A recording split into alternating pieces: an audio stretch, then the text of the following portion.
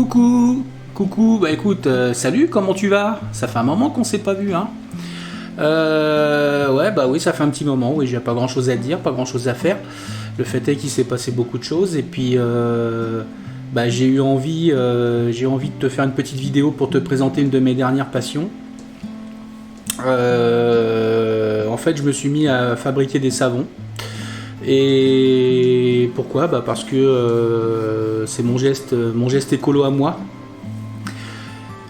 C'est pas évident de faire des choses comme ça, mais voilà, j'avais envie. Je suis tombé un jour sur une vidéo sur YouTube de quelqu'un qui faisait ses savons lui-même, et du coup, j'ai trouvé ça assez fascinant, en fait, assez intéressant. Et j'ai essayé une fois, deux fois, trois fois, et puis après là, je me suis dit quand même, ce serait pas mal de montrer aux gens comment on fait pour faire des savons.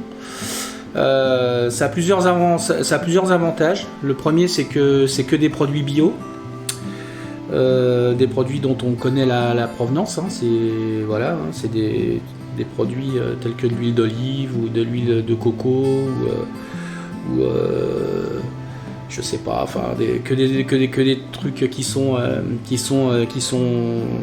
issus de qui sont bio, quoi, hein, on va pas se prendre le chou, hein. Et puis ce qui est intéressant aussi, surtout ce qui est aussi intéressant, c'est qu'il n'y a pas d'emballage, c'est-à-dire qu'il n'y a pas de il n'y a pas de boîte en plastique autour, il n'y a pas de contenant en plastique, par exemple, pour la petite histoire, depuis que je fais mes savons, j'achète plus de gel douche parce que je me lave avec, voilà, tout simplement. Et puis en fait, quand je me lave les mains, quand je me lave le corps, même la tête d'ailleurs, je me lave la tête avec du savon liquide, savon d'Alep liquide, c'est très très bon. Et puis ma foi, c'est assez ludique. Et puis ça peut donner des résultats qui sont parfois surprenants. Et puis voilà, donc c'est assez amusant. Là aujourd'hui, je vais te présenter un savon que je vais faire au miel. Donc c'est un savon que je vais faire au miel. Et puis donc j'ai des produits. Quand je dis des produits, des huiles que j'ai achetées chez Biocop. J'ai la chance d'avoir un magasin Biocop à côté de chez moi. Alors je te rassure, hein, j'ai aucun sponsoring, rien du tout, hein, personne m'a rien offert. Non, j'ai pas de sponsor particulier dans ce que je te montre, hein. Tout ce que je fais là, c'est des choses que j'ai achetées, et si j'en parle, c'est parce que j'aime bien. Donc j'ai la chance d'avoir un magasin Biocop à côté de chez moi où j'achète parfois mes huiles, souvent d'ailleurs. Et puis j'ai acheté des outils et des accessoires chez Aromazone. Voilà, donc écoute, je vais te présenter la liste d'ingrédients, et puis après on en reparle. Allez. Donc comme tu peux voir, tout est exprimé en grammes, hein, c'est pas exprimé en litres, en millilitres, parce qu'en fait, suivant la densité des huiles, le poids n'est pas le même. Donc tu as vu l'huile d'abricot précédemment, celle-là je l'ai achetée chez Aromazone. L'huile de coco, c'est une boîte que j'ai achetée chez Biocop. Ça, c'est de la cire d'abeille aussi qui vient de chez Aromazone. C'est des petites paillettes, tu verras tout à l'heure. C'est assez amusant. Ensuite le miel il vient aussi de chez Biocop. Voilà, il est bien entamé, il est vachement bon celui-là. J'adore le manger à la cuillère en fait. Tout est comestible en plus, c'est ça qui est cool. La fragrance Be Happy, alors ça c'est une fragrance qui sent le miel en fait, hein. Ça sent vachement le miel, c'est super chouette, j'adore ça. C'est des trucs qu'on mettra après. De l'eau, alors ça c'est de l'eau qui est en carafe parce que c'est de l'eau du robinet que je passe dans une brita. Normalement on devrait faire ça avec de l'eau distillée, mais moi je fais ça avec de l'eau passée dans la brita, c'est pas mal. Et la soude, c'est de la soude que tu peux acheter n'importe où en grande surface, hein. C'est des petites paillettes aussi, tu verras ça tout à l'heure. Voilà, bon, bah t'as vu, hein, il n'y a pas grand chose, hein, habituellement je fais des savons avec de l'huile d'olive. Là cette fois-ci il n'y a pas d'huile d'olive, hein. Le principal, c'est, comme tu l'as vu, c'est le principal, c'est l'huile d'abricot, hein, l'huile de coco. On va mélanger, on va faire des mélanges, on va mélanger tout ça, on va préparer la lessive et puis préparer les huiles puis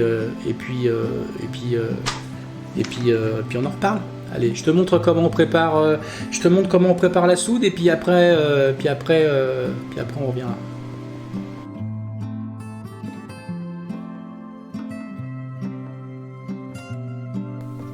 Ouais, bon, alors pour préparer la soude, en fait, je me suis mis dehors. Hein, je te le redirai tout à l'heure, mais c'est pas grave. Donc, on verse doucement les paillettes de soude dans l'eau et non l'inverse. Jamais l'inverse, surtout. Toujours faire comme ça, hein, les paillettes dans l'eau. Après, on va mélanger un petit peu et puis tu verras, je fais ça avec un thermomètre comme celui qu'on utilise pour faire la bouffe, en fait. Hein. Et la température monte rapidement en température. En fait, le mélange soude et eau fait monter la température à plus de 80 degrés, mais en très très peu de temps, ce qui fait que ça fait des émanations. Et c'est pour ça qu'il vaut mieux être dehors pour faire ça. Du coup, le mélange, la dissolution de la soude et le refroidissement, ça peut mettre vraiment très très longtemps. Hein. Surtout en été, là, quand j'ai fait ça, il faisait 28 ou 29 dehors. Ça a mis 3 quarts d'heure à redescendre en température et nous donner une lessive qui était transparente. Là, tu vois, elle est opaque parce qu'il y a une réaction qui se fait. Et au fur et à mesure, ça va devenir transparent et la température va tomber. Là, tu vois, on est à 78 degrés en l'espace de 2 minutes, quoi. Voilà, donc après, on attend et puis pendant que ça se passe, on peut préparer les huiles. Voilà.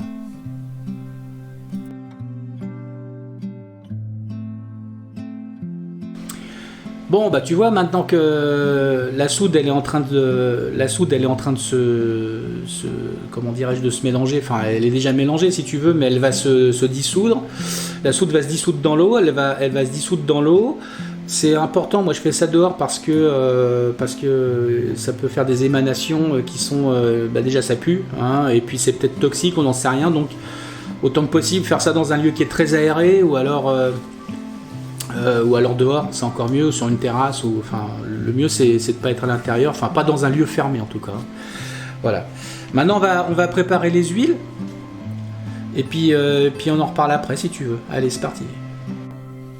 Donc en fait, quand je dis préparer les huiles, on va les peser. Donc on va les peser dans une casserole. Parce qu'en fait, ce qui va se passer, c'est qu'après on va les chauffer pour dissoudre, enfin pas pour dissoudre, mais pour rendre à l'état liquide les paillettes et puis bien mélanger les huiles. Donc j'ai commencé par peser ma cire d'abeille. Hein. Donc je sais plus, c'était 80 grammes je crois. Voilà. Hein. Après, dedans, tu vois, je vais rajouter mon huile d'abricot. Donc mon huile d'abricot là c'était 400 grammes. Donc voilà, donc on rajoute dedans. On va tout mettre dans la même casserole.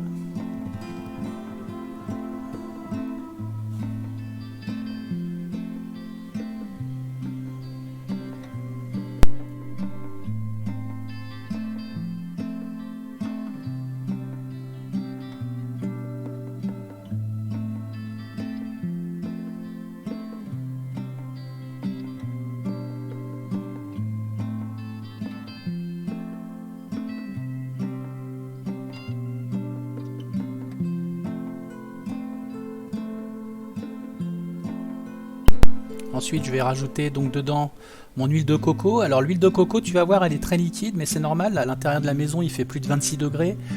Donc normalement, à une température inférieure, l'huile de coco est solide.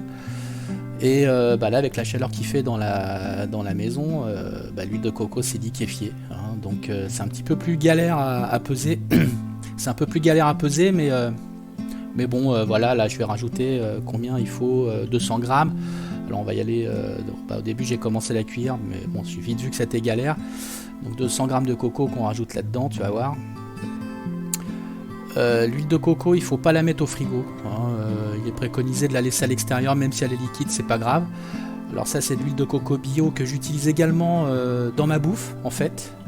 Je fais pratiquement plus de cuisine au beurre. Je fais de la cuisine, ça c'est pareil, on pourra en parler, mais je ne cuisine plus qu'à l'huile de coco. Du coup, en équivalent en 1 pour 1 comme si c'était du beurre en fait, hein, d'accord.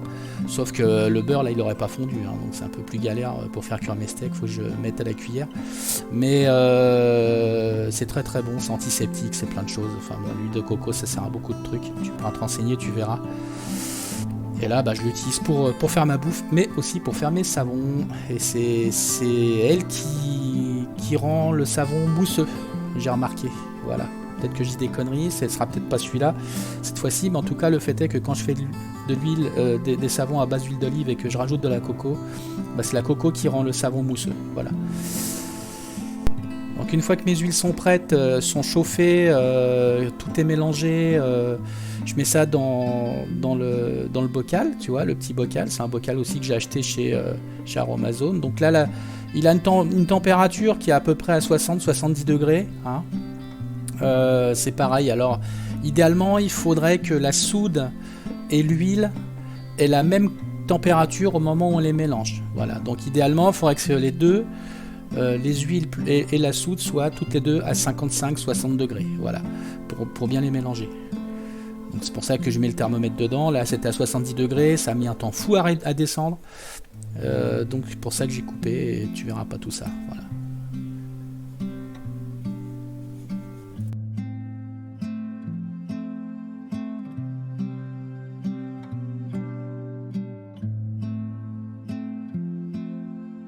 Bon voilà, maintenant qu'on a mélangé nos huiles, maintenant qu'on a préparé nos huiles et qu'on a préparé notre lessive, on va mélanger tout ça et on va le mélanger avec un mixeur plongeant, hein. Donc le mixeur plongeant, si tu veux faire la même chose, prends pas celui que tu utilises pour faire ta soupe, hein, parce que ça va être dégueulasse. Donc utilise un mixeur plongeant exclusivement pour ça. Tout ce que j'utilise pour faire mes savons, je ne l'utilise que pour ça. Je fais pas autre chose avec. Je mange pas avec. Je me fais pas ma soupe avec mon mixeur plongeant, hein, d'accord. Il y a toujours un petit peu de savon qui se colle. Machin, on a beau bien le nettoyer, tout ça, non, il y en aura toujours. C'est pas terrible, quoi. Donc, on va mélanger ça au mixeur plongeant et puis tu vas voir que cette fois-ci, le savon que j'ai préparé a été très très rapide à se durcir. On appelle ça la trace, mais normalement on devrait avoir une trace légère, mais là ça a été très très rapide. Allez, on regarde ça ensemble. Donc là on va attaquer, donc on plonge le mixeur, on commence à mixer, puis après normalement on verse tout doucement, tranquillement, la soude, enfin la lessive dans les huiles, on mélange, machin et tout, mais là la trace, tu vois, ça commence déjà à durcir, en fait, à s'épaissir. Là on peut déjà dire qu'on a une trace en fait, et c'était tellement rapide que j'ai tout versé pratiquement d'un coup. J'ai mélangé pour pouvoir voilà, normalement là ça commence à saponifier en fait, c'est pour ça que ça durcit. Du coup toutes les huiles qui sont entre guillemets saponifiables sont à déposer en premier. Et c'est pour ça que je mets pas tout de suite le reste, c'est-à-dire le miel et les fragrances. Donc normalement j'aurais dû avoir une trace légère, là j'ai une trace qui commence à être très très épaisse, donc j'ai bien mélangé.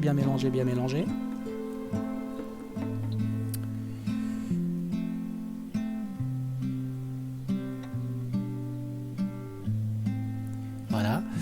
Et puis là après ce que je vais faire, je vais rajouter mes fragrances et mon miel que j'avais préalablement mélangé dans un verre. Bon, est-ce que c'était vraiment utile de faire ça, j'en sais rien, mais je les ai mélangés ensemble, enfin ça s'est pas bien mélangé, c'est pas grave. Le fait est que là je rajoute mon miel, donc on a dit qu'on avait 39 grammes de miel et puis les 30 grammes de fragrance, donc normalement on les met après. Ça c'est des produits qui sont pas saponifiables en fait, c'est pas des huiles, donc voilà, ça se rajoute après.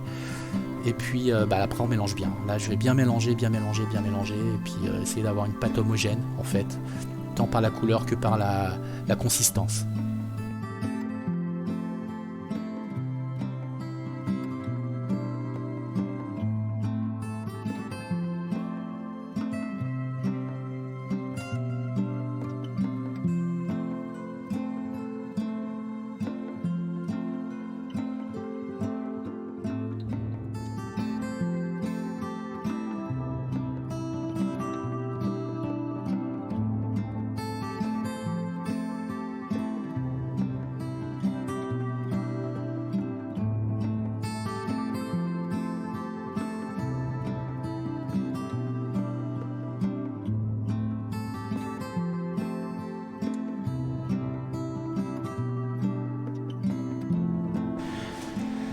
Bon, bah voilà, hein, comme tu as pu le voir, ça a été très rapide. Hein, à peine j'avais collé la soude dans les huiles que ça a commencé à durcir. Donc ça a fait une pâte très très très épaisse. Hein, j'ai jamais eu une pâte aussi épaisse hein, quand j'ai fait du savon. Hein.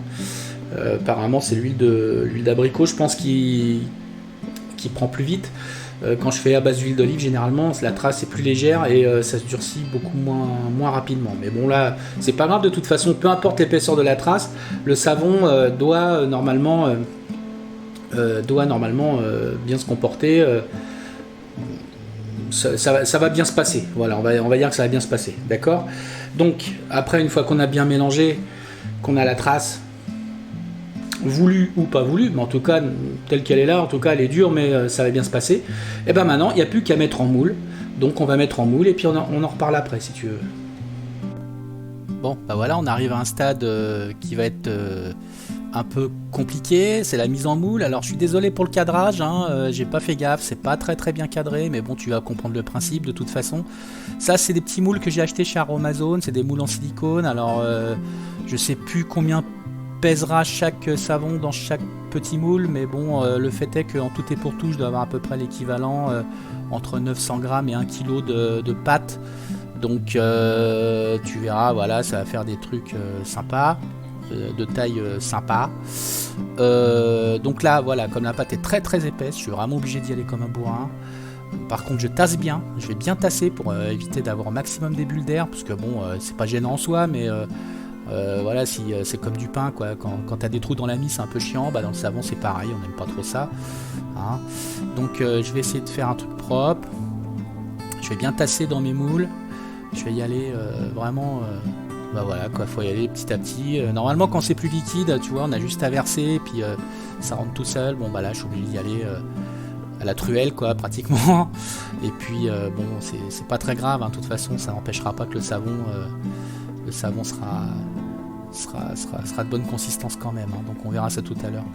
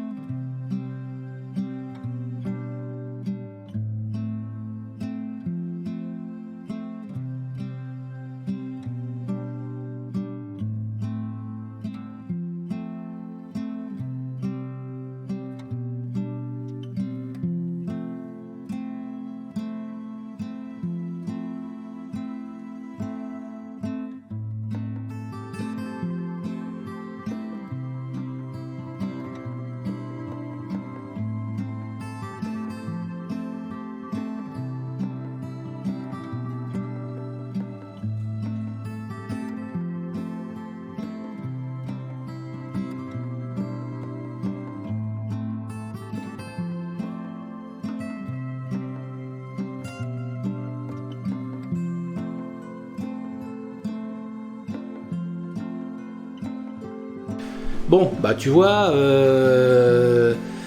la mise en moule, elle n'a pas été simple, ça a été compliqué, c'était très très dur, la pâte était très épaisse, donc j'ai moulé un peu, voilà, j'y suis un peu allé voilà, comme un bourrin, quoi, pour que ça tasse bien dans les petits moules, j'ai tassé vraiment pour que ça fasse des petits blocs sympas, la couleur est jolie. L'odeur que ça dégage, ça dégage une bonne odeur de miel en tout cas, donc je pense que le résultat devrait pas être trop mal.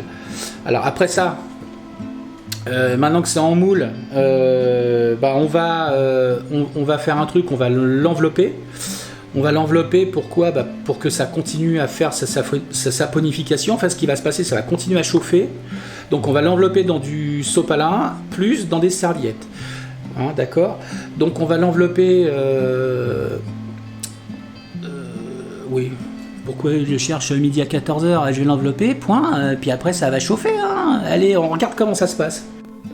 Ouais, donc voilà, effectivement, c'est bien du cellophane et pas du sopalin, hein, du con. Donc on met ça dans du cellophane, bah voilà, pour que ça conserve bien la chaleur, parce que là, tel que c'est là, les petits savons, bah ils sont bien chauds quand même. Hein. Ils sont bien chauds, il y a une réaction quand même. Hein, et puis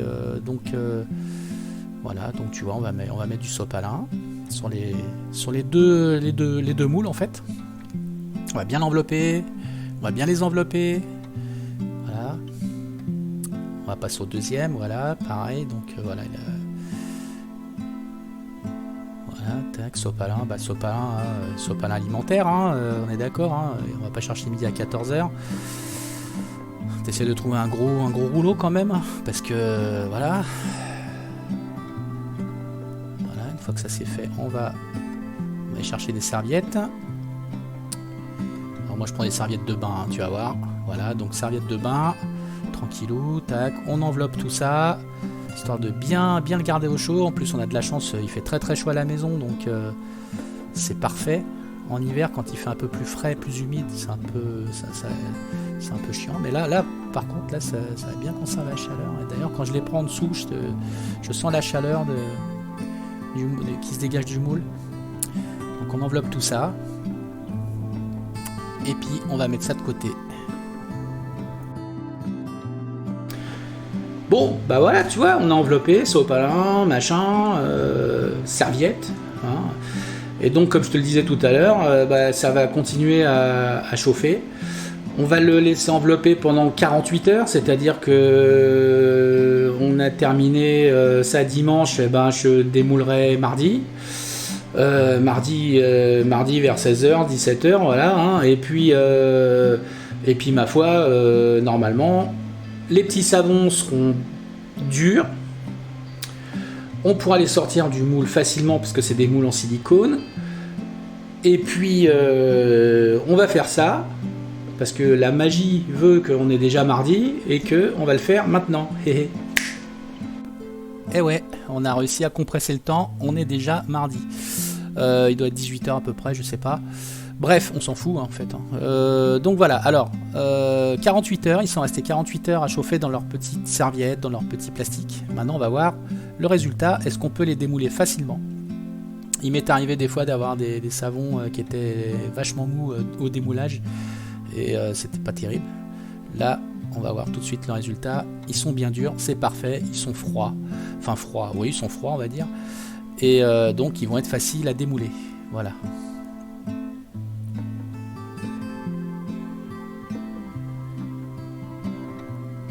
Voilà, on amène le deuxième.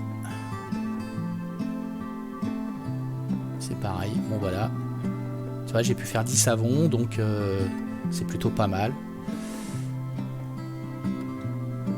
La couleur est sympa, elle va changer la couleur hein, après, de toute façon. Parce qu'après on va les garder pendant 6 semaines en cure. Et du coup la couleur va changer parce que la soude va disparaître. Enfin bon, c'est tout un procédé. Voilà. Donc là je suis assez content du résultat quand même. Alors tu vois... Bon, ça va faire des savons assez rustiques, hein. Ils seront pas lisses. J'ai pas de trucs à découper. Certains utilisent des trucs pour découper, pour les rendre bien lisses. Moi, je m'en fous, c'est pour moi. Donc, tu vois, ils sont assez rustiques. Voilà, donc je les pose sur un carton. Je te redirai tout à l'heure, mais Je vais les poser dans ce carton qui lui-même ira dans un placard et on les laissera en cure pendant 6 semaines. Et là du coup toute la soude va s'en aller et ils seront utilisables.